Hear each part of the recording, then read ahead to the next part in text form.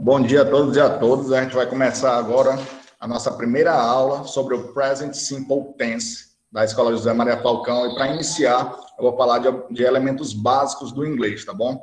Então, eu gostaria de saber de vocês se vocês já estão familiarizados com os personal pronouns. Quando a gente fala personal pronouns, vem logo na nossa mente, são os pronomes pessoais. Aí a gente já pensa lá, sou eu, tu, ele, nós, mas em português. Beleza. Mas, em inglês, a gente tem que ter o cuidado. Nós temos os personal pronouns subject, que são os sujeitos, e temos os objects, que são os pronomes pessoais, objetos. Então, assim como está escrito aí, a gente tem essas duas categorias para subdividir dos pronomes pessoais. Então, é importante prestar atenção no que eu vou falar agora. Vamos lá. Aqui eu tenho separado, né, em duas colunas, quem são os pronomes pessoais sujeitos e quem são os pronomes pessoais objetos. Né? Então, aqui a gente pode diferenciar aí, os pronomes pessoais mais comuns que a gente conhece. I, eu, you, você. Em português, a gente sabe que o você estava em trâmite, né, para se tornar realmente um pronome pessoal. Ele não era considerado, mas você já pode considerar sim, tá bom? Mas em inglês a gente não fala tu, a gente usa o você, que ele é um pouco mais educado. Tá bom? Então, a gente tem os pronomes pessoais, né, comuns, sujeitos, e eu gostaria que vocês prestassem atenção sempre nisso aqui, ó. Pela grafia, esse U e esse U não se escrevem da mesma maneira, a grafia é igual. Então, é importante que você perceba, para que qualquer regra que vier acontecer no inglês, o IU do singular vai seguir a regra do IU do plural. Sempre a mesma regra. Então, é importante já perceber isso, tá bom? Você vai prestar atenção sobre regras. Falando em regra, então, quando eu for aplicar a regra para o IU do singular, eu vou aplicar a mesma regra que tiver do IU do plural. Então, basicamente, a gente já presta atenção nisso. Os pronomes objetos, aquele me, you, him, her, normalmente ele vem o quê? Do meio para o final, né, da frase. São aqueles, os pronomes pessoais objetos, é aquele que a gente chama de pronome do índio, né? Às vezes muita gente utiliza ele antes de um verbo. Esses pronomes objetos, eles sempre vêm após o verbo. Ele não pode vir antes do verbo, porque mim não conjuga verbo, né? Já diz aí a lenda dos memes aí, né? Mim, ser índio mal, mim não conjuga verbo. Então, é o seguinte, então preste bem atenção quem são os pronomes pessoais sujeitos, quem são os pronomes pessoais objetos, tá bom? Essa listinha aí vai estar para vocês, é só para se familiarizar com essas nomenclaturas aí, tá bom? Então, quando a gente falar personal pronouns, então você tem que lembrar, tem o subject, que eu gosto muito de utilizar isso na construção da regra, essa nomenclatura só de subject, que é o pronome pessoal sujeito. Então, vocês já vão saber que quando tiver lá também abreviado, PP é de personal pronoun. Quando tiver sub, é de subject, que é o personal pronoun subject, que é o pronome pessoal sujeito. Outra coisa que é importante que vocês saibam é saber substituir um nome comum por um pronome pessoal sujeito, certo? Acontece muito de na prova a gente está lá, eu aprendi a regra todinha como eu sei quem é o I, eu sei qual é o verbo que eu vou conjugar, o you eu sei qual é o verbo que eu vou conjugar, mas aí botou Maria e João, não sei mais, não, eu vou errar. Como assim? Você não sabe substituir um nome pessoal por um pronome pessoal sujeito? Se eu colocar o eu, beleza. Basicamente, se eu colocar Maria, Maria seria um pronome pessoal feminino. Então, seria o mesmo que she. Ela, Maria, eu substituiria por ela. E se eu falasse I and Maria? Eu e Maria. Qual seria o pronome pessoal que eu poderia substituir? Eu e Maria. A partir do momento que eu me incluo na frase, eu vou transformar no plural. Então, nós temos agora aí o we, nós, o incluso. Muito bem, garoto, parabéns. É isso aí. Então, a partir do momento que eu me incluo, se torna nós. Então, se eu colocasse aí Maria e João, por quem eu ia substituir? Eu não sou nem Maria nem João, eu não estou incluso. Então, eu utilizaria o they, eles ou elas, dependendo de quem é o sujeito, vai estar no plural. Então, eles ou elas, eu usaria o they, tá bom? Por que está marcado ali he, she, it? Por quê? He, she, it, nós temos aí como principal pronomes pessoais sujeitos para ter atenção, porque eles fazem parte da terceira pessoa do singular, certo? Para quando a gente vai falar qualquer regra, e que principalmente a do present simple tense, é a ele, né? Essa terceira pessoa que a gente vai ter que ter todo o cuidado do mundo, porque vai obrigar o verbo a flexionar. Então a gente vai ver o que é flexionar para começar. Você sabe o que é flexionar? Se eu falar para você, o tal do verbo to be, você aprendeu com o verbo to, né? O verbo to be. So sorry about it. Então, se você aprendeu o verbo to be, você sabe se esse verbo é flexível ou não. Eu te pergunto, pode colocar aí no chat. O verbo to be é um verbo flexível? Sim ou não? Pode colocar aí no chat, sim ou não? O verbo to be é flexível, sim. Inclusive, o verbo to be, parabéns aí para quem colocou, é o verbo mais flexível do inglês, né? Por ele ser flexível, quer dizer que ele muda de forma, né?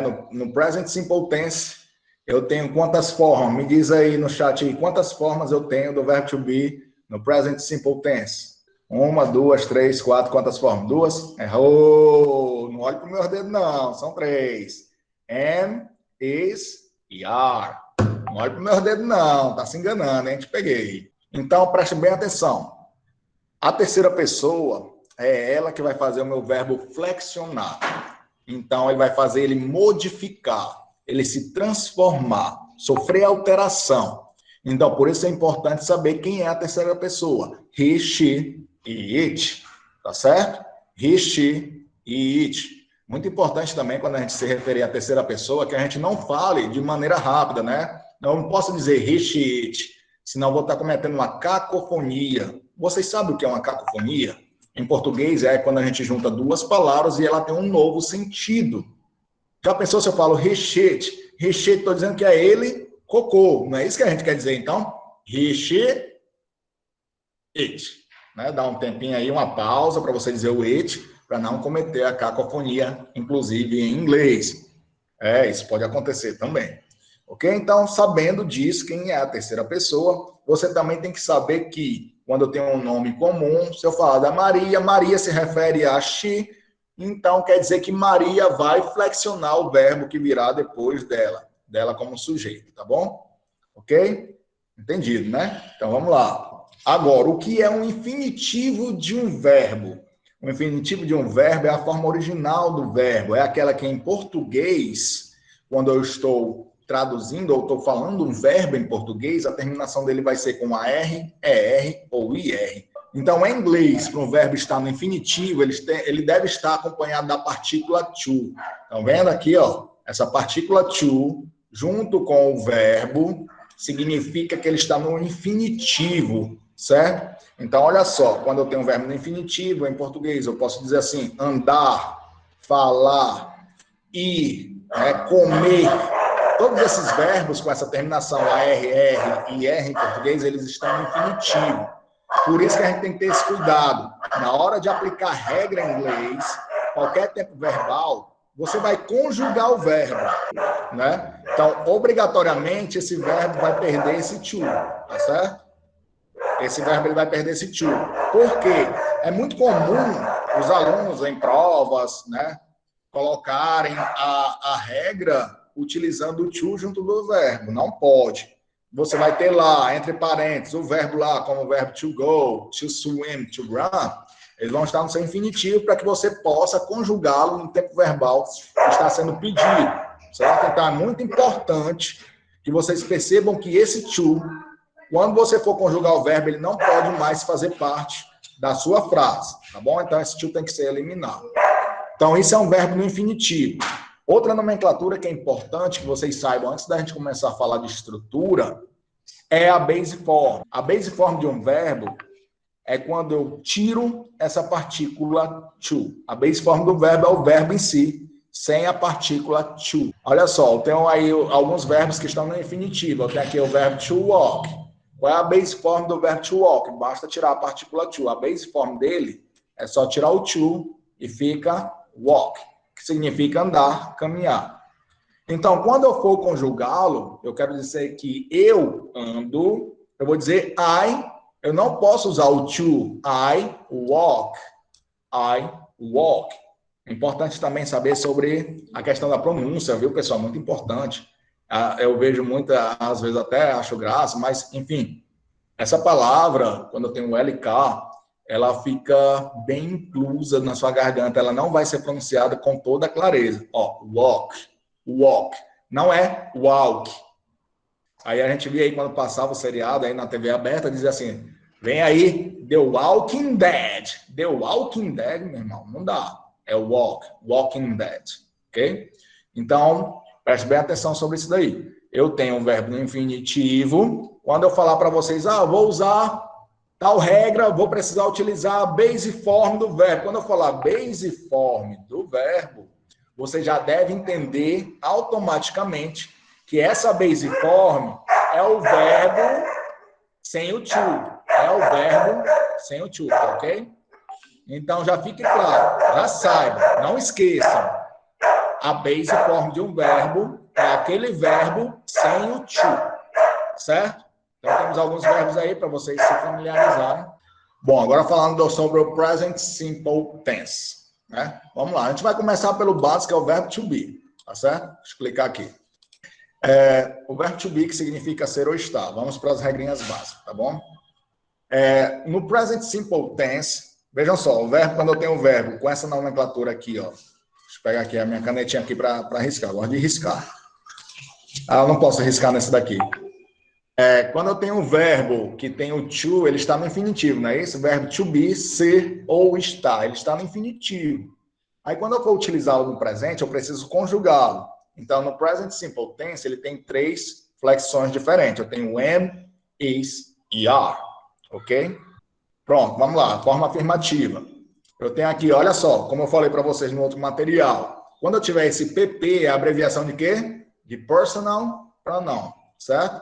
Então, aqui eu tenho os pronomes pessoais. Quais são esses pronomes pessoais que estão aí embaixo? Subject or object. Coloca aí no chat para mim se é subject or object. Eu tenho I, you, he, she, it, we, you e they. Subject, muito bem, olha só. Esses alunos aqui vão ser os melhores alunos de inglês de todos os tempos. Tenho certeza disso. Não tenho dúvidas, aliás. Vamos lá. Eu tenho aqui, vejam só que eu deixei em vermelho, já deixei em vermelho a terceira pessoa do singular, né? É muito importante sempre lembrar que he, she e it é a terceira pessoa do singular. Então, vamos lá. Eu tenho 3 formas. Tenho am, is e are. Vamos conjugar o verbo to be. Eu não vou poder colocar, né? Acontecia muito isso na prova, quando a gente estava no presencial. Aí tinha lá uma frase lá, complete com o verbo to be. Aí tinha assim, I, to be, you, to be he, to be she, to be. Aí completou com to be, né? Só que você precisa conjugar o verbo, né? Isso aí acontece muito. Eu lembro que quando eu falava isso na aula presencial, muita gente ria, né? Ficava rindo. É impossível acontecer isso. Aí chegava na prova, 1 ou 2 faziam isso, né? Então, é comum acontecer esse erro de utilizar a forma dele, do infinitivo, né? Então, vamos lá. Ele tem 3 flexões no present simple, que é am, is and are. Então, vamos lá. O único dos 3 aqui que é plural é o are, certo? O plural é o are. Aí agora eu quero que vocês lembrem de uma coisa. Se are é plural, o are vai ser utilizado com quem? Com we, you e they. Não é isso? Então vamos lembrar uma coisa. Olha só, quem está de azul, you e you se escrevem da mesma maneira. Então esse you também vai utilizar are, porque ele segue a regra do plural, não do singular, ok? Então vamos lá. Está ali a terceira pessoa, certo? Que é he, she, it. Eu coloquei ali a setinha ali também para os 2 you, que se escrevem de mesma maneira. Então, vamos lá. O am, ele é exclusivo do I. Uma outra coisa que é importante saber sobre os pronomes pessoais sujeitos. O I é o único pronome pessoal que onde ele aparecer, seja no começo, meio ou final de frase, ele vai ser sempre maiúsculo. Sempre. Certo? É uma coisa muito dos Estados Unidos, a questão deles de serem muito patriotas, valorizarem o eu. Então, esse eu, onde ele aparecer, ele vai ser maiúsculo, certo? Então, o I sempre será maiúsculo, tá certo? Não esquece disso, ok? Então, o you vai utilizar are, obviamente, então, que lá no plural a gente vai utilizar are também. Sobrou o is para a terceira pessoa, certo? Vejam só, eu uso o are para o you e are para o plural, certo? O is para a terceira pessoa e o am, que é exclusivo do I, certo? Isso aqui é a forma afirmativa. Como é que eu faço a negação? Vejam só, o verbo to be, ele é um verbo independente. Por ele ser um verbo independente, ele obviamente vai fazer todas as regras sem utilizar nenhum verbo auxiliar. Então, basta utilizar o próprio verbo to be para fazer todas as regras. Então, veja só, já fiz a regra afirmativa, na negativa não vou necessitar de verbo auxiliar. Basta utilizar a partícula not, que a sua frase estará na forma negativa, né? Mas antes da gente falar da forma negativa, vamos ver aqui a forma contraída. Eu posso também contrair, certo? Eu posso também contrair I com am, pode ou não? Pode. I'm. You com are, pode? Your. He, she and it com is, pode? Pode. We, you, they com are, pode? Pode. Essas aí são as formas contraídas ou abreviadas, né, de sujeito com verbo to be, ok? Então, vamos para a forma negativa. Vejam só, eu tenho am not, né? Só acrescentar a partícula not ao verbo, o not. Só para constar que quando o not aparecer em qualquer frase, ele vai estar negando o verbo que estiver vindo antes, nunca o que vem depois. É importante perceber isso daqui também. O not apareceu, saiba que ele está negando o verbo que está vindo antes dele, nunca o verbo que estiver vindo depois. Certo? Então, aqui ele está negando o verbo to be, que é o am. Ok? Aqui, ó, are not, ele está negando o are, certo? Is not, está negando o is. Are not, está negando o are novamente. Então, essas formas negativas, elas podem ser contraídas? Pergunta aí no chat, rapidinho.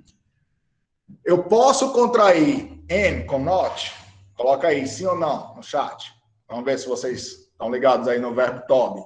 Pessoal, am com not não pode contrair, apesar da gente ter uma forma, uma maneira informal de utilizar, mas aí não é só am not, é I am not junto, que é o ain't, certo? Apesar de existir o ain't, não é a contração de am not, certo? Então, am not não pode ser abreviado, ok? Fiquem ligados nisso, am not não pode ser abreviado, tá bom? Are com not pode ser? Agora pode. Aren't. E o is com not pode? Sim. Isn't. Ok? Então, que fique claro. Existe a forma ain't, mas não é só o am not. É I am not. Ain't. Ok? Então, não existe essa contração só do am not. Tá bom? Então, fique espertos com isso daí. Então, pronto. Forma interrogativa. Toda forma interrogativa, como eu falei no começo, ela inicia com o verbo. Então, vamos lá. Eu tenho am, is ou are. Basta agora a gente utilizar a mesma ideia que a gente teve aqui, ó. Eu tenho aqui, ó, os meus pronomes pessoais sujeitos, lá no começo, na forma afirmativa, e depois o meu verbo to be. Basta inverter a posição aqui de lugar, ó. Eu começo aqui com quem? Com o meu verbo, ó. Am I? Are you? Is she? Is he? Is it? Are we? Are you? Are they? E não pode esquecer que depois do complemento tem que ter o ponto de interrogação. Se você esquecer o pontinho de interrogação na frase interrogativa, a tua frase vai estar errada no mínimo 4 vezes aí. Professor, tudo isso, inclusive quando eu tenho prova que eu coloco lá no presencial, o aluno esqueceu o ponto de interrogação, eu não perdoo, eu sou mal, sou muito mal, eu não perdoo. Errou, esqueceu o pontinho de interrogação, você errou. Por quê? Vamos lá. Se não tem um pontinho de interrogação, você quer dizer, então, que a frase ou é afirmativa ou é negativa, né? Aí você começou com um verbo. Nem a frase afirmativa começa com verbo, nem a negativa. 2 erros. Aí você começa a frase com um verbo. Ela não pode ser também a forma interrogativa, porque não tem um ponto de interrogação, não é a pergunta. Se não é a pergunta, então está errado de novo. Então, pessoal, não esqueçam o pontinho de interrogação. Muito importante isso, tá bom? Olha só. Também é importante saber, que agora quando a gente for falar de outros verbos, que na forma negativa e na interrogativa, não vai poder acontecer isso, só de inverter, viu, pessoal? Eu vou ter que utilizar verbo auxiliar. Porque o verbo to be, ele é um verbo independente, então ele faz as 3 regras. Vamos agora olhar aqui outros verbos. Olha só a parte principal do present simple tense, né? É olhar para a terceira pessoa quando eu estiver utilizando a forma afirmativa e aplicar essas regrinhas que estão aqui em cima, ó. S, ES, IES. Isso vai acontecer quando? Apenas quando o meu sujeito for a terceira pessoa do singular. Ou que seja um nome comum, que se eu fosse substituir por um pronome pessoal sujeito, daria a terceira pessoa do singular. Então, vamos lá. A regra... Quando é que eu vou acrescentar o S? É a regra geral. Quando não couber nas outras regras, basta acrescentar o S para o meu verbo, certo? O ES eu vou acrescentar quando o verbo terminar em O, X, Z. É importante lembrar aquela partezinha lá vermelha, né? A terceira pessoa do singular, porque é ela que vai obrigar a utilizar essas regrinhas aqui, ó. S, ES e ES.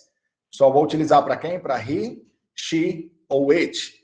E também para nomes comuns que vão ser substituídos ou que você imagina que seja a terceira pessoa do singular, né? Ah, professor, eu tenho que substituir? Não, você não tem que substituir. Se na frase lá tem Mary e você tem que utilizar o verbo depois, você vai continuar utilizando o sujeito Mary, mas você tem que lembrar que Mary é o mesmo que she, ou seja, Mary é a terceira pessoa do singular. Mary vai obrigar o verbo a flexionar com S, ES ou IES. Lembrando, essas regras são para qualquer outro verbo que não seja o verbo to be, tá certo? Então, vamos lá. Regra geral, você vai aplicar o S, apenas o S ao verbo. Eu vou utilizar essa regra quando não couber nessas outras duas regras. Eu vou acrescentar o ES ao verbo quando esse verbo terminar em O, X, Z, S, SH ou CH, certo? E o IES, eu vou acrescentar ao verbo quando esse verbo terminar em Y, mas antes ele tem que ser precedido de consoante. Antes desse Y precisa vir uma consoante, certo? Se vier a consoante, você vai tirar o Y e colocar o IES. Se antes do Y vier uma vogal, significa que ele não cabe na regra do Y. Se não cabe na regra do Y, eu uso apenas o S. Vamos lá. Exemplo, eu tenho o verbo play. Olha só, esse verbo play, ele termina em Y, mas antes veio uma consoante? Não, veio uma vogal. Então, ele não cabe na regra do Y. Nesse caso, vamos olhar lá como ele vai ficar na forma afirmativa. Ele vai utilizar só a regra geral. Agora, vamos lembrar uma coisinha. Lembra do nome base form? Você vai precisar lembrar agora. Porque é o seguinte, a partir do momento que você vai conjugar um verbo, quando você vai conjugar o verbo, quando ele não for flexionado, ele vai ficar na base form. Entendido? Então, para quem não é a terceira pessoa, o verbo vai ficar na base form, na forma afirmativa do present simple tense. Então, o verbo fica na base form. Então, quando eu quero dizer que eu jogo, eu toco, ou eu atuo, sim. Por que tudo isso, professor? O verbo play, ele pode significar tocar, ele pode significar jogar, ou ele também ainda pode significar atuar, certo? Like playing a role in like a soap opera, for example, né? Tipo uma novela. Então, quando eu estou dizendo que você está participando de uma peça, né? Playing a role, você pode estar participando de uma novela, playing a soap opera. Então, você usa a palavra play. Não é só jogar, viu, pessoal? Play não é só jogar. Então, vamos lá. Então, quando eu digo que eu jogo, tem que ter cuidado, né? Eu já falei aí sobre a terceira pessoa, sobre eu. I play, certo? I play. Veja, o verbo está na base form. O verbo é to play. To play, lá em cima, ele está no infinitivo, com o to. A partir do momento que eu conjugo, ele perde o to. Vejam, eu jogo I play. Não é I to play. Não pode ter esse to. Só para lembrar. Não pode ter mais esse to na minha regra, na minha construção. Ok? Como é que eu digo que você joga, ou você toca, ou você atua? É you play também. Certo? Base form. Agora sim, chegou a terceira pessoa, ó, he, she, it. No present simple tense, ele obriga o verbo a flexionar. Aí eu vou ter que ter aquele cuidado de olhar as regrinhas, né? Terceira pessoa, aí eu vou olhar o verbo play. Cabe na regra do Y? Não cabe, porque antes do Y vem uma vogal. Se não cabe na regra, eu vou ter que usar a regra geral, que é só colocar o S. Então, he, she, it, plays. Certo? obrigatoriamente tem que colocar o S. He plays, she plays, it plays, certo? Então, você apenas flexiona o teu verbo com o S, certo? E como é que ficaria no plural? Pessoal, só quem vai flexionar é a terceira pessoa. O plural vai ficar na base form. Então, para todo mundo vai ficar play. Nós jogamos, nós tocamos, né? We play, you play, they play. Ok? Então, isso aqui é um exemplo com o verbo play. Veja só, como ficaria agora? E se esse verbo aqui, no lugar de play, fosse study? Study, estudar. Ele termina com Y, mas antes vem uma consoante. Aí eu teria que mudar, né? Só na terceira pessoa. Só para he, she, it, eu iria tirar o Y e colocar o IS. Seria studies, né? Então vamos ver como é que fica na forma negativa. O mesmo verbo, né? Obviamente que é para a gente poder aprender com esse verbo. Para fazer a forma negativa, eu vou ter que usar agora verbo auxiliar, certo? O verbo auxiliar, deixa eu só voltar aqui.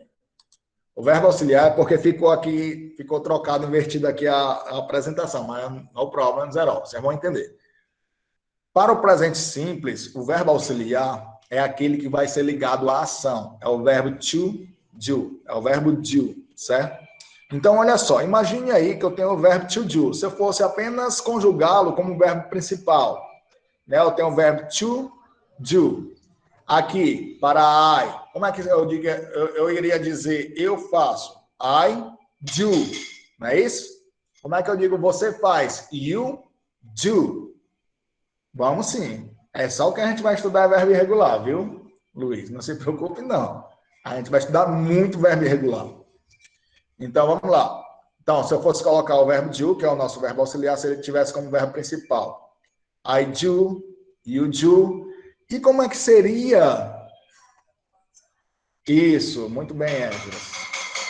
Aí, como seria esse verbo do para a terceira pessoa? Olha só, o verbo do termina com o. Eu teria que acrescentar o ES, não é isso?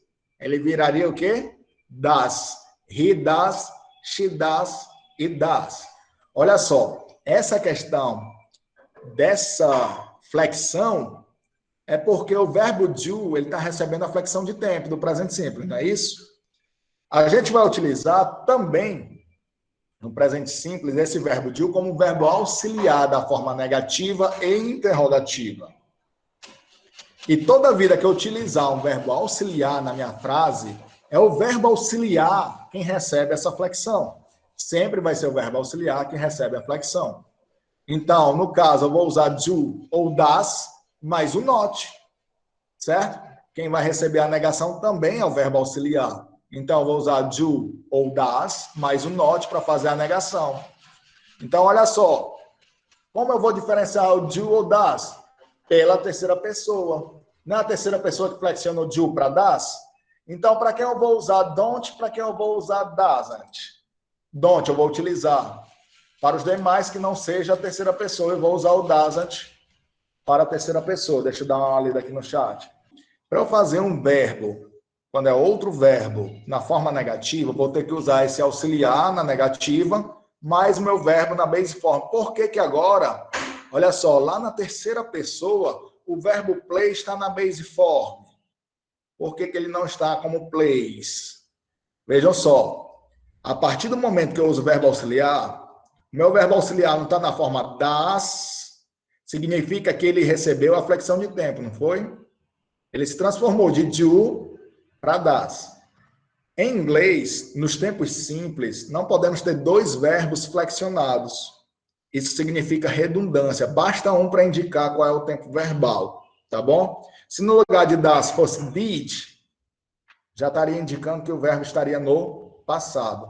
Se no lugar de das fosse will, já estaria indicando que o verbo está no futuro. Então, o meu verbo principal, ele precisa ficar na base form. Por isso que aqui é play e não plays. Eu usei o verbo auxiliar doesn't para poder utilizar a negação. Sempre que uma frase tiver verbo auxiliar, o verbo principal, ele fica na base form, tá bom? Nos tempos simples, toda vida que aparecer um verbo auxiliar, o verbo principal vai estar na base form. Porque quem vai receber essa flexão de tempo é o verbo auxiliar. Professor, eu posso usar separado don't, do, not, play? Pode sim.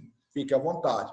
Professor, lá na terceira pessoa tem doesn't. Eu não tenho segurança em colocar o apóstrofo. Eu posso usar separado? Pode. Você usa lá does not play. É importante lembrar que esse not, ele nega quem é o does e nunca o play. Então, doesn't, ó, does not, depois vem o verbo principal play.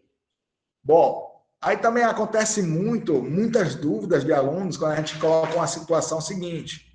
Para você usar o verbo fazer na negativa. Aí o aluno fica assim, I don't. Aí não sabe, porque é o mesmo verbo, né? O verbo to do. Aí o pessoal fica achando que se eu botar só I don't, já quer dizer que é eu não faço. Não, não é.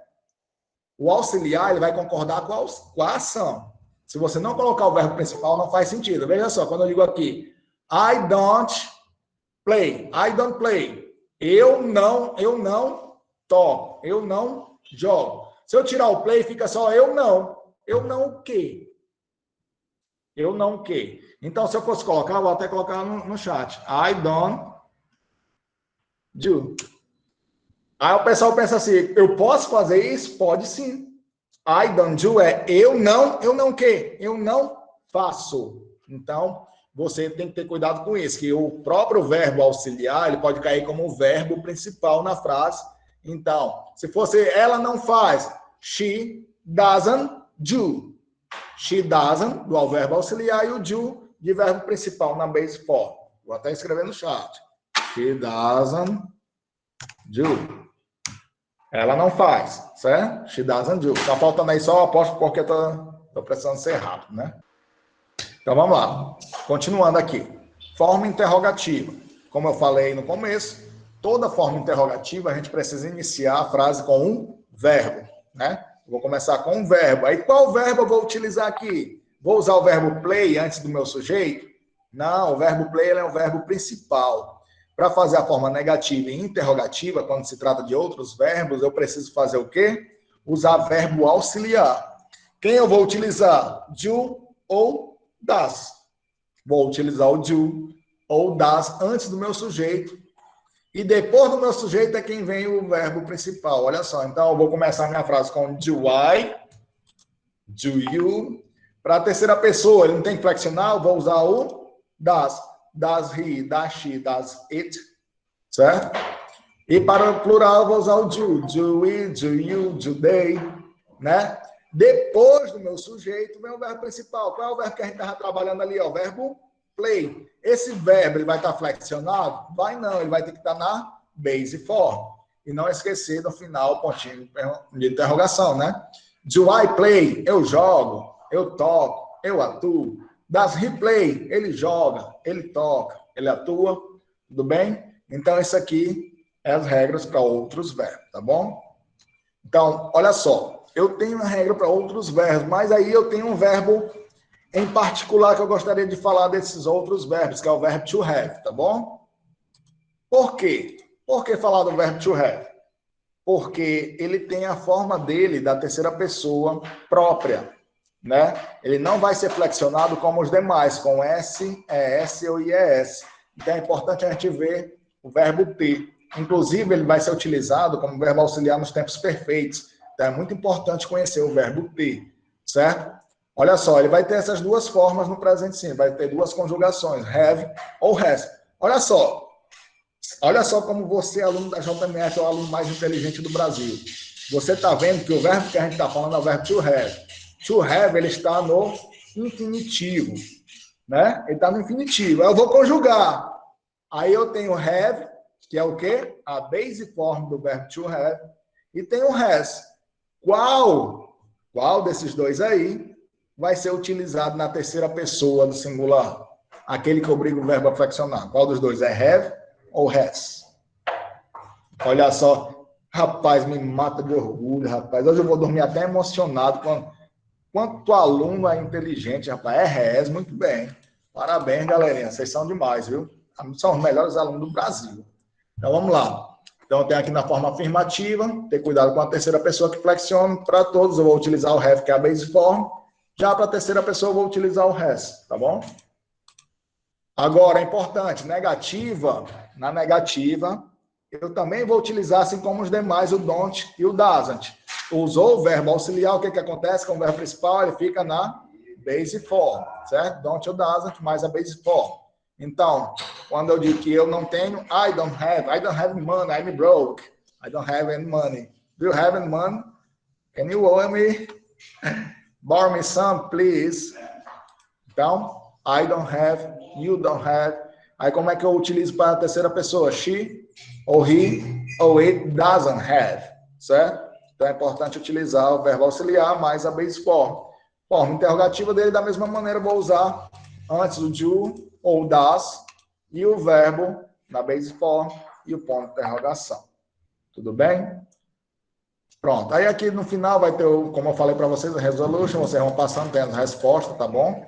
Aqui tem todas as respostas.